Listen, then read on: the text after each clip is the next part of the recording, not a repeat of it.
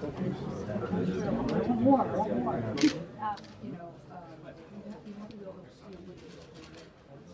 I was trying to put material around, but there's so many. So to get a narrow scene that I could build in a short amount of time, like when I did my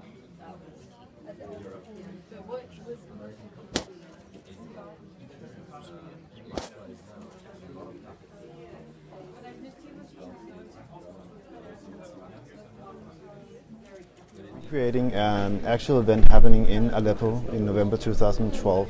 What you see on the screen is the image displayed for both eyes. So there's one display in the head mount with two lenses. This is creating a 3D visual, so you have the depth perception of everything in the environment. The event shows an explosion happening about 2 hours after a demonstration for democracy in the streets of Aleppo. Project Syria uses virtual reality technologies that give you a sense of presence, that make you feel like you're actually on scene somewhere. And in this particular case, we take you to a day in the life in Aleppo when a rather difficult situation arises. And then we take you into Syrian refugee camps. And the idea behind this is to, rather than have people watching this from their television or reading the paper, is to make them feel immersed, feel like they're actually witnessing an event that transpired. Is it a kind of gamification of the news? I think gamification is probably the wrong thing. I call it immersive journalism, and the reason why gamification usually implies that you have some sort of agency to change the play or the events that you're in. But with these, the narrative folds.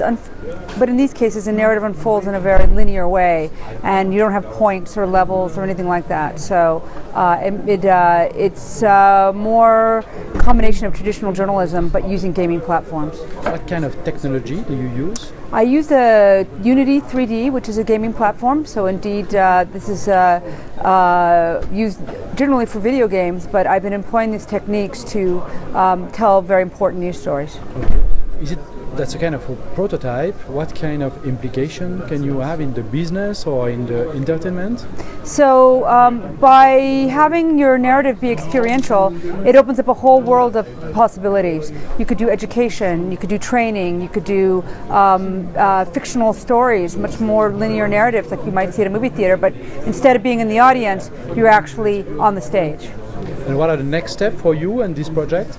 So this project's been kind of had an amazing support here at the World Economic Forum, and I've had major people come forth and say that they want to support traveling it, using it to create awareness about the Syrian crisis, use it to raise funding for the crisis with Syria or the refugees, and so it's been an amazing experience here.